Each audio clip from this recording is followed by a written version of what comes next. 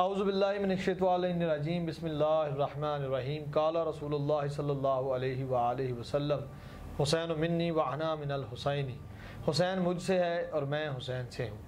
السلام علیکم ناظرین، آپ دیکھ رہے ہیں ڈیجیٹل رنگ اور میں ہوں شعیب حسن۔ آج ہمارے ساتھ موجود ہیں تاریخ کے طالب علم زبیر ترابی صاحب۔ آج ان سے جانیں گے کہ مدینہ میں کیا حالات رہے امام علی مقام امام حسین علیہ السلام کے ساتھ کہ وہ مدینہ چھوڑ کر مکہ اور مکہ سے پھر کربلا کی طرف روانہ ہوئے اپنے اہل خانہ کے ساتھ، کون کون حضرات امام حسین علیہ السلام کے ساتھ رہے اور کیا حالات و واقعات رہے۔ چلتے ہیں زبیر کی طرف اور جانتے ہیں۔ السلام علیکم۔ وعلیکم السلام۔ زبیر کیسے ہیں؟ الحمدللہ۔ زبیر کیا معاملات تھے کہ امام علی مقام جیسی شخصیت اور اپنے نانا کا روزہ، جبکہ آج ایک امتی کی یہ خواہش ہے کہ وہ مدینہ جائے اور وہاں سے واپس نہ آئے، تو امام حسین علیہ السلام اپنے نانا نبی اکرم صلی اللہ علیہ وآلہ وسلم کا روزہ چھوڑ کر مکہ حج کے لیے جاتے ہیں اور حج کو عمرے میں تبدیل کر کے کربلا کی طرف روانہ ہو جاتے ہیں۔ اعوذ باللہ من الشیطان اللعین الرجیم، بسم اللہ الرحمن الرحیم، صلی اللہ علیہ یا ابا عبداللہ، السلام علی الحسین وعلی آل ابن الحسین وعلی اولاد الحسین وعلی اصحاب الحسین، آقا سید الشہداء ابو عبداللہ امام حسین علیہ السلام۔ جیسا کہ پوری عالم انسانیت، عالم و آدم کو معلوم ہے، یہ مسلمانوں کو نہیں، کہ وہ نواسہ رسول صلی اللہ علیہ وآلہ وسلم ہے۔ تو یہ کوئی تاریخ کا اس موقع کا یا اس وقت کا واقعہ یا حادثہ نہیں ہے، یہ ایک پورا اس کے پیچھے ایک پس منظر ہے۔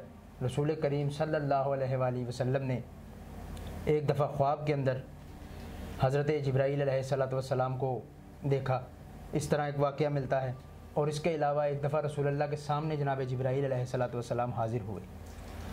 یہ حدیث جو ہے وہ مسند احمد ابن حنبل میں اس کی جلد نمبر 1 648 نمبر حدیث کے اوپر ہے، اور اس حدیث کو شیخ ناصر الدین البانی اور شیخ زبیر علی زئی انہوں نے صحیح اسناد کے ساتھ قبول کیا ہے کہ امیر المومنین علی بن ابی طالب علیہ السلام جنگ صفین کے موقع پر جب نینوا نامی جگہ سے گزرے تو ان کے ساتھ عبداللہ بن نجی کے والد تھے، جو امیر المومنین علی بن ابی طالب علیہ السلام کو راستے کے اندر وضو کرواتے تھے۔ نینوا نامی جگہ پر پہنچے تو دریائے فرات نینوا کے کنارے پر تھا۔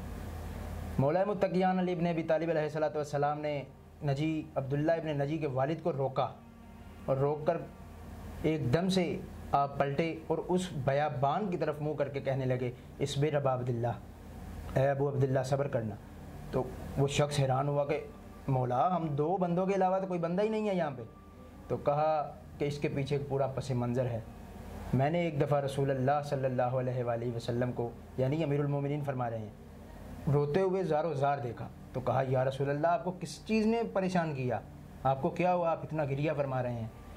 تو کہنے لگے رسول کریم صلی اللہ علیہ وآلہ وسلم نے فرمایا کہ علی، ابھی جبرائیل امین میرے پاس سے اٹھ کر گئے ہیں اور انہوں نے مجھے بتایا ہے کہ آپ کا یہ نواسہ، آپ کا یہ فرزند حسین ابن علی نینوا نامی جگہ یعنی کربلا کے ریگزار بیابان ریگستان کے اندر مارا جائے گا۔ اسی وجہ سے میں نے اس جگہ کو جب درک کیا، پایا، اس جگہ سے میں گزرا تو میں نے یہ جملے ادا کیے۔ امام علی مقام امام حسین علیہ السلام مدینہ میں مقیم تھے تو یزید کی حکومت آ جاتی ہے۔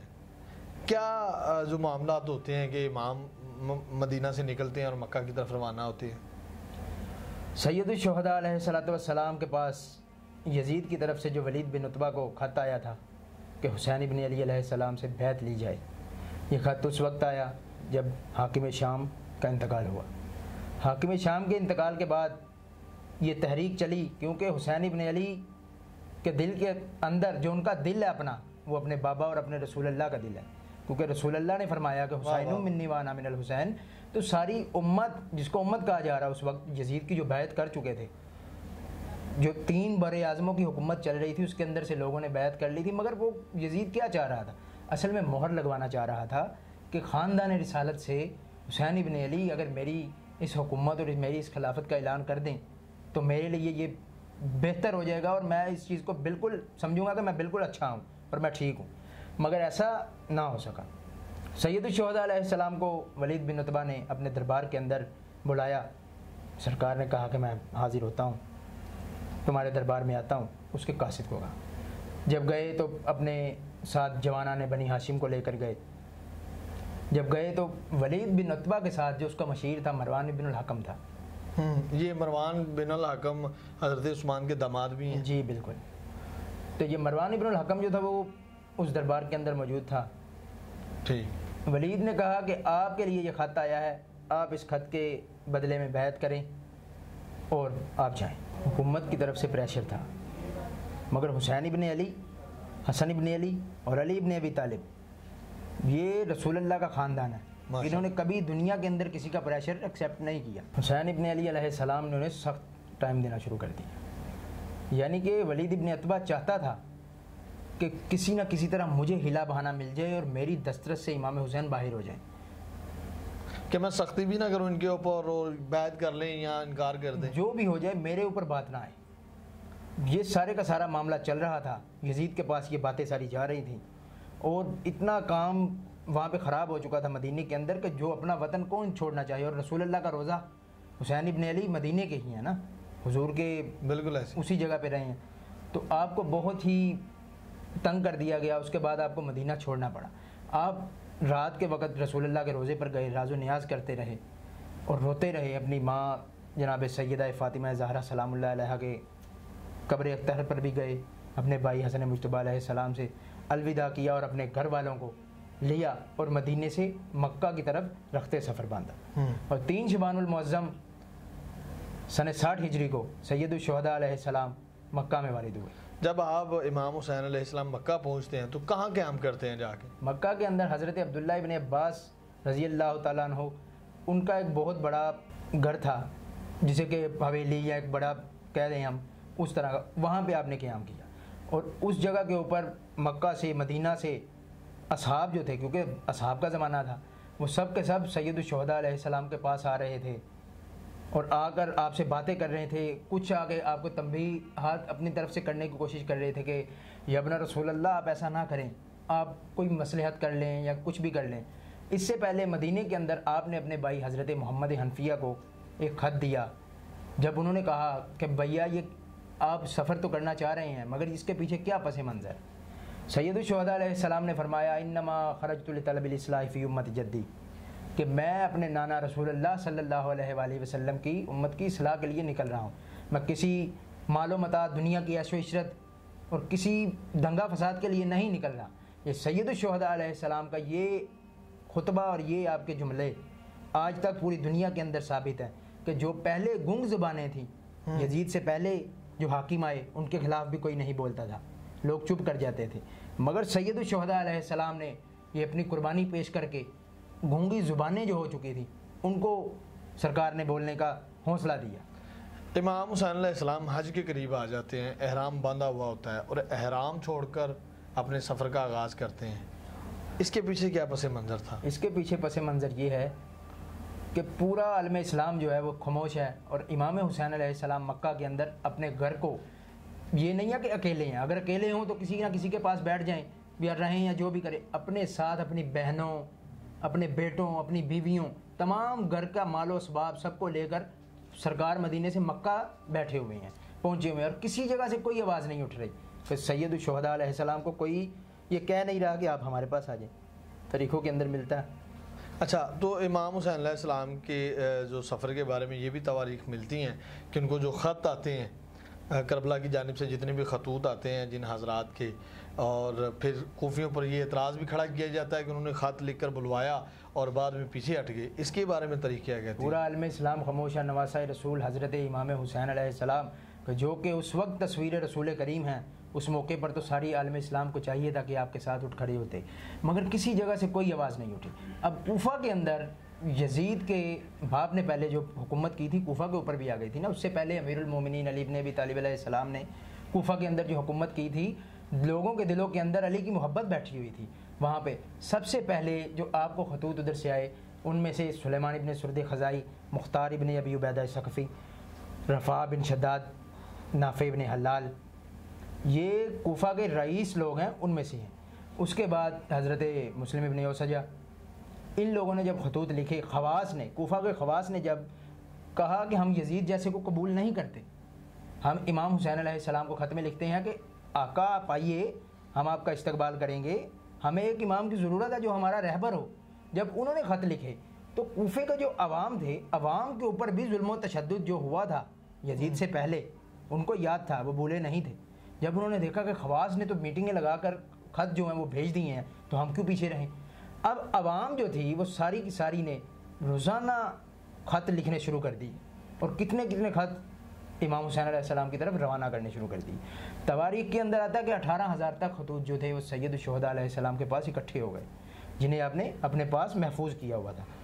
اب یہ خطوط جب جاتے ہیں سرکار کے پاس مکہ کے اندر، تو آپ ان خطوط کے نتیجے کے اندر حضرت مسلم ابن عقیل جو آپ کے چچا زاد بھائی تھے اور آپ کے بہنوئی بھی ہیں، ان کو سفیر بنا کر ایک خط دے کر کوفہ کی جانب روانہ کیا. جب کوفہ کی جانب روانہ کیا تو اس خط کے اندر لکھا تھا کہ جو بھی مسلم کے ہاتھ پر بیعت کرے گا وہ حسین ابن علی کی بیعت ہوگی. لوگوں نے حضرت مسلم ابن عقیل کے ہاتھ پر بیعت کی، اور تقریباً 18,000 لوگوں نے ان کے ہاتھ پر بیعت کر لی. لوگوں کو یہ وہم و گمان نہیں تھا کہ جو کوفہ کے اندر اب حالات ہیں بعد میں کیا ہونے جا رہے ہیں. اس وقت کوفہ کے اندر نعمان ابن بشیر، ان کا جو نام ہے وہ آتا ہے کہ یہ صحابی رسول بھی ہیں. اس وقت یزید کی طرف سے ادھر گورنر تھے جو نعمان ابن بشیر کے ساتھ بیٹھتے تھے. انہوں نے ساری میٹنگیں اور سب کچھ دیکھا کہ نعمان کی طرف سے کوئی چارہ جوئی نہیں کی جا رہی، سختی کوئی نہیں کی جا رہی. ممبر پہ آ کے کہا کہ کوئی ہمارے خلاف اٹھتا ہے تو ہم اس کو نہیں چھوڑیں گے، جو اپنے گھر میں رہے اور جو ہمیں تنگ نہیں کرے گا ہم اسے کچھ نہیں کہیں گے. مگر جاسوس بھی تو جگہوں کے اوپر ہوتے ہیں نا. ایک جاسوس نے یزید کو خط لکھ دیا کہ یہاں کچھ چارہ تمہارے لیے نہیں چلنے والا، یہاں کام خراب ہو گیا، اور کوفہ سارا حسین کے لیے اٹھ کھڑا ہوا ہے، اور مسلم ابن عقیل حسین ابن علی کی حکومت قائم کرنے میں کامیاب ہو جائیں گے. اس طرح کے جب خطوط جاتے ہیں تو یزید کی طرف سے عبید اللہ ابن زیاد جو پہلے ہی بصرہ کا گورنر ہے، بصرہ کا گورنر اٹھا کے اسے کوفہ کی بھی گورنری دے دی، جو شقی القلب شخص تھا. جب وہ آیا کوفے کے اندر آیا تو اس نے آ کے کوفے کے قصر دارالامارہ جہاں گورنر بیٹھتے تھے وہاں آ کے نعمان ابن بشیر کو باہر نکال دیا اور خود وہاں بیٹھ گیا. جب بیٹھا تو اندر کے لوگوں کو کہہ دیا کہ کوئی بھی ہمارے خلاف ہلچل نہ کرے، یا پورے شہر کے اندر بتا دیا جائے، لوگوں کے گھر ڈھا دیے جائیں گے، لوگوں کے بچوں کو مار دیا جائے گا، اور جو بھی ہمارے خلاف نکلے گا اسے معافی نہیں ملے گی. اب اس نے یہ کرنا شروع کر دی.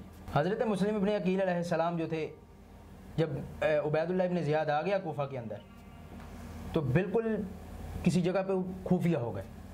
اب مختلف روایات کے اندر نام آتے ہیں کہ کن کن کے گھر تھے. حضرت مختار ابن ابی عبیدہ ثقفی کے گھر سے انہوں نے گھر بدلا، حضرت ہانی ابن عروہ کا گھر، اس طرح کر کے سارا واقعہ آگے چلتا ہے.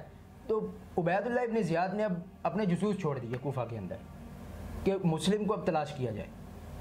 اس نے اپنے غلام کو بھیجا کہ تم ایسا کرو کہ مسجد میں جاؤ اور جا کے وہاں ناٹک کرنا، جیسا بھی کرنا، سارا اس نے پلان دے کے بھیج دیا. وہ غلام پہنچ گیا. حضرت مسلم ابن اسجا فقیہ تھے جو کہ کوفہ کے اندر نمازیں وغیرہ پڑھاتے تھے اور سارا درس و تدریس کرتے تھے. وہاں جا کے وہ پیچھے صف کے پیچھے بیٹھ کے رونا شروع ہو گیا. جناب مسلم ابن اسجا نے حضرت مسلم ابن عقیل سے اس کی ملاقات کروا دی. تاریخ کے اندر تو بہت بڑا واقعہ ہے مگر دامن وقت میں اتنی گنجائش نہیں ہے. تو وہ بندہ جا کے سارے مسلم ابن عقیل سے راز لے کر عبید اللہ ابن زیاد کو بتا دیتا ہے. تو یہ سارا واقعہ یوں آگے چلتا چلتا یہ ہے کہ 9 ذی الحجہ کو حضرت مسلم ابن عقیل کی شہادت ہو جاتی ہے کہ پورے کوفے کے باہر اور اندر کی طرف پہرے لگا دیے جاتے ہیں. لوگوں کی جانوں سے امان اٹھا لی جاتی ہے کہ جو بھی ہمارے خلاف نکلے گا وہ مارا جائے گا. اب وہاں کی جو عوام تھی جنہوں نے خط لکھے ہوئے تھے وہ تو سب کے سب پیچھے ہٹ گئے، عوام بھاگنا شروع ہو گئی. تو وہ امام حسین علیہ السلام کو اپنا امام اور رہبر، اپنے صحیح العقیدہ نہیں مان رہے تھے. اس وقت وہ سیاسی رہنما کے طور پہ امام حسین کو قبول کرنا چاہتے تھے یزید کے مقابلے میں. مگر وہاں ہوا کیا کہ عبید اللہ ابن زیاد جیسا ملعون اور شقی القلب آ کے لوگوں کو ڈرانا دھمکانا شروع ہو گیا اور لوگ سب بھاگنا شروع ہو گئے. جن لوگوں نے سب سے پہلے خطوط لکھے تھے ان لوگوں نے سید الشہداء علیہ السلام کے ساتھ کربلا کے اندر شہادتیں بھی پیش کی ہیں. جی ناظرین و سامعین، آج کی گفتگو یہیں پر ہم روکیں گے اور کل انشاءاللہ یہیں سے چلیں گے کہ امام حسین علیہ السلام مسلم ابن عقیل کی شہادت کے بعد کربلا کیسے پہنچتے ہیں، کیا معاملات رہتے ہیں. کل کی گفتگو میں انشاءاللہ اس کو جاری کریں گے. کل تک کے لیے اجازت دیجیے. اللہ نگہبان.